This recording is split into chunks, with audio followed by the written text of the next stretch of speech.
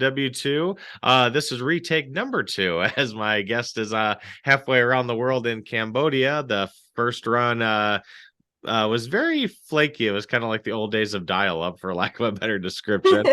But here we are again, and the internet seems to be doing good. So with that, I want to introduce Kat Rucker. Kat, welcome to the show. Thank you. Thanks for having me again. Yeah, you bet. So now, obviously, we've kind of gone through these questions once around, but here's kind of a second go around.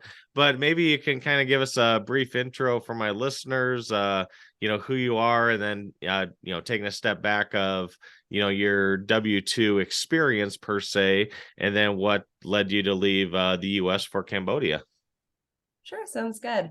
So as you kind of mentioned, my name is Catherine. I go by Kat. And so right now I run my own business called KRCG, as well as a blog called Cash for Cat.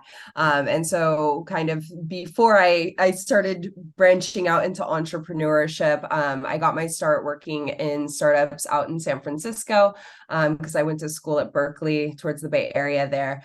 So it's really easy to get involved in the tech scene. And so my role was working in sales as a sales development representative. So that was my 9 to 5, was like cold calling, cold emailing, not much talking to Fortune 500 CEOs, but trying to talk to them Sure. as much as possible. So that was kind of my typical day. And just the normal 9 to 5. Okay, that sounds good.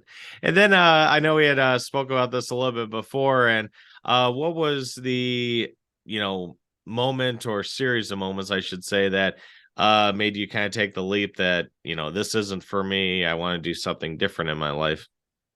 Yeah, I think it's like what you said. It's really a series of moments. And it's kind of funny because, like, after our last conversation, I was kind of reflecting on things and I realized that, like, even though there was like a series of events that led up to me being like, done with it, Yep. I think I had like that feeling in my stomach probably actually months in advance. So I was Okay. already kind of preparing, like making little life changes. Like I didn't know what I was doing, but I Mm. knew some change was on the horizon. So I kind of started saving money and like making, some of those decisions well before I even knew what I was doing. It was just going off of a hunch.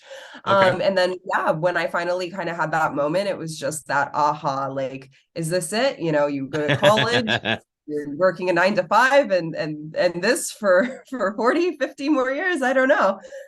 So I quit my job somewhat spontaneously and started to travel the world for a year. Cool.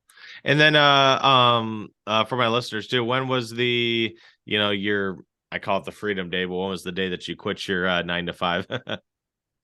Technically, I think so. I always consider it like January 1st, 2019, because that's when I like was starting to like the new life was Okay, unfolding. gotcha. So I quit it technically, I think just like December 4th or somewhere around there of Okay. 2018. And then I kid you not, less than 30 days later, I was on a one-way flight to Barcelona. Oh wow. So all right. And then you had mentioned like a series of events, and then obviously kind of started saving money to the point that you could quit your job. From the point you maybe first realized this job wasn't for you, or this maybe lifestyle, I should say, wasn't for you. Yeah. From that first point to when you did leave your job, how long did that take? I think I always had some inkling that this wasn't like it for me. My parents had a business when I was growing up, so I was always sort of interested in entrepreneurship, but I wouldn't say that I had like a specific timeline for that or like a Okay. goal for that. Yeah, and so for me it was more like I noticed I was just feeling really tired and like stuck Mm. in the role that I was in, not just like the job, but like just everything. And I kind of, to be honest, they say like, oh, if you're complaining so much, you should do something. And I'm kind of a person of action. And I felt like you're complaining so much, you should do something. And I guess like maybe that was a little too assertive. Sure. but I did something. I sold everything and I left. I made a change. Yeah. Luckily it worked out. I think like in hindsight, it's easy to be like, oh wow, that worked. But at the time it was like I wasn't really super planned. It was really going off of a hunch. And it just, yeah, it was just accumulation of tired of being in the same spot, basically. Gotcha. All right. So then, we'll just kind of, like you said, January 1st, 2019, obviously about 4 years ago. Since that time, you took the one-way plane ticket to Spain. What have you been up to then, and how'd you end up in Cambodia? Yeah, great question. So, I've done a lot. I kind of realized, well, the second that I quit my job and was like, I'm traveling, I was like, I should start a blog, as one does. I was hoping to document some of the journey, which I kind of did, not that great. And then I was also like, well, you have all this free time. When are you ever going to have free time like this? You should start a business or Yep. try. And so for me, I was like, well, maybe I wasn't thinking grand business plans, but I was thinking, okay, I need to make an income if I want to continue to be able to travel and not have to get a normal job back home. Right. So let me try freelancing. Well, what's the easiest freelancing I might be qualified to do? Oh, maybe a virtual assistant. Okay. And then when I was trying to sell like virtual assistant services, I found that everyone wanted me to do sales. And I was like, oh, I know that. And that pays a lot better than virtual assistant stuff. Yep. So it really snowballed from there in like a really great way. And so over time, like my business, I think has changed as I've like professionally grown as and changed as well, which has been like that's the unique thing is like I'm not pigeonholed into being like one role and every Mhm. day doesn't look exactly the same. And so my business now is different than it was a year ago, which is probably different than it was a year before that. Okay. So yeah, it just kind of snowballed. But to answer the question about Cambodia, I was just taking one-way flights, found myself coming out to Southeast Asia, met my husband and well, my husband to be, he's now my husband. Sure. And yeah, I met him in Malaysia and he was moving to Cambodia. I was like, I haven't been to Cambodia. Gotcha. And then COVID hit, and well, that really made things more permanent than maybe any traveler of that year had planned. Yeah, COVID kind of changed a lot of things, some good, some bad, some ugly for all of us, I think, worldwide. So, Yeah, yeah. all right.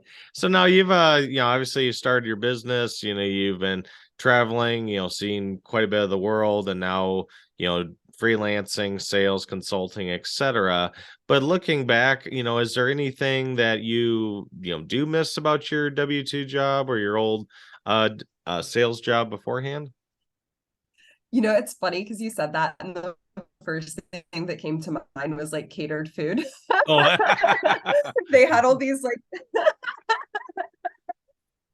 that's I don't actually think first that's of all the my thing you should, guess. It's usually the been the first thing you should miss. camaraderie or insurance, but catered food is the first. I mean, the camaraderie around the catered food. There we go. So yeah, it was really like yeah, I said the camaraderie around the catered food. Yeah, they had like nice little perks. And so for me being in sales, you kind of are on your own a lot. Like you're Mm, left to call and email on your own. And so yeah, lunchtime was the time that I could like interact with my coworkers. We had okay. like cookie hours and stuff too. So that was like the social time. And of course, like a really wonderful perk. But that's I think that was the highlight for for me. All right. Sounds good. And then flip side, obviously you missed the catered food like you mentioned, but since you took that one-way ticket and been traveling the world and now in Cambodia, what's been maybe the best thing of your journey leaving the W-2 space to becoming an Yeah. entrepreneur? Just the flexibility. I mean, in every sense of the word, right? Whether that's the flexibility of where you work, like when you work, what you're working on. Because like even my blog has like it started to produce a small Sure. but an income of some sort, it's something. And so like to be able to say, oh, today I really just have passion and want to like focus on this particular thing is really nice. And it's led to a lot of other skills. So even like through both blogging and my business, I ended up working for Heineken Cambodia out here Oh, as a project manager for like a website project on a contract for them, which was really cool. And then I ended up selling a website project to a client. oh, So cool. it all kind of, yeah, it all just unravels in such interesting ways that like if I was still working in sales, it's a very like it's a pretty linear path. You know, you either become like a sales development manager or you become an account executive and handle your own accounts, and work your way up those like respective career paths. So Okay. it's nice to be like, oh, I'm like I do social media, I'm a project manager, I help like do website copy, right? Every day, every few months, it looks a little different. And I don't think Sure. I'm the kind of person that wants to feel like stuck. Sure. Yeah. Well, you're stuck with one thing and then kind of having that flexibility. Like, I don't know, 3 months, you're sick of this web project. I'm going to go back to, the next project or the other contract. So, Yeah, and sometimes you feel like you land in things after college and it's like, wait, I didn't actually choose this career.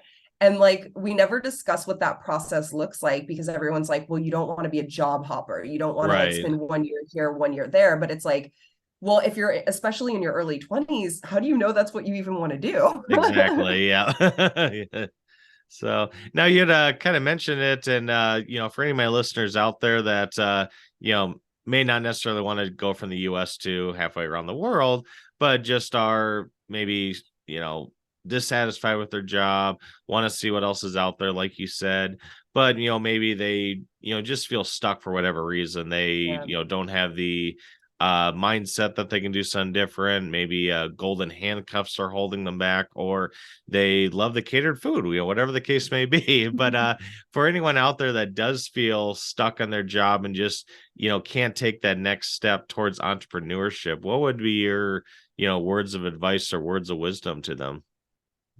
I think that like the thing, especially like just to use traveling as an example, it's not like I woke up one day and decided to scurry across the world, Hmm. right? Like there's baby steps that happen for anything. Like you have to be comfortable going to a movie theater on your own. Can you be Hmm. comfortable having dinner by yourself? Can you go like to the other side of town? Can you take a flight to a different city in your state, right?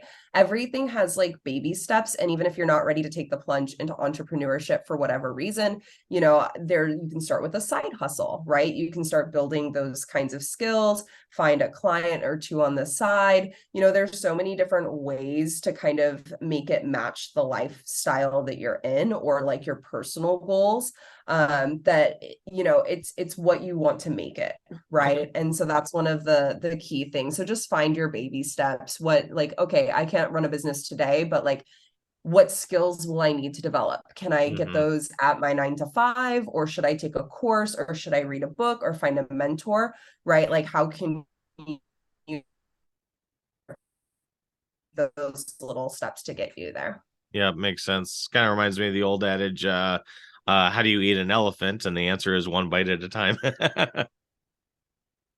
Exactly. Yeah, you don't need to scarf it all down. Exactly. So, well, as we wrap this up, Kat, and I want to, thank you again for joining us, especially, with the different or the time zone change. But as we finish up here, I kind of call this a soapbox moment. But what all are you working on in 2023? Any new projects or services you're offering, or anything new with your business you want to share? Yeah, with my business, I kind of help like smaller businesses build that beginning sales pipeline, as well as more recently marketing pipeline. So it really is more of a consultative approach where I partner with you, see where your business is at, and can help you build that out because I've worked with tons of freelancers, agencies and stuff like that, who can maybe fulfill a need that I can't. So sometimes it's being that person where it's like, oh, you need this. I know how you can get that done. Right. Okay. And so it's very consultative within the fields of sales and marketing and building a sales pipeline, usually with working with organizations from around 1 to 20. And then the blog is always there, spilling personal finance advice. So that's a great way to reach me at Cash for Cat. And then, yeah, the business is Cat Rucker Consulting Group, KRCG, at catrucker.com. Okay. Sounds good. Those links in the show notes. And yeah, I'm a big believer and also run a blog on personal finance. So I'm always open to sharing and having others, spread their knowledge as well. So, well, thanks again for reaching out to my listeners, Kat. If you want, feel free to check out my podcast, The Wealth and Freedom Nexus. Kat was gracious enough to join us for that, give us a little bit more of an in-depth look on say what country spotlight of Cambodia. You can check that out at wealthandfreedomnexus.com. And that was episode number 71. Kat, thanks again for your time and have a great day. Thanks for having me, you too.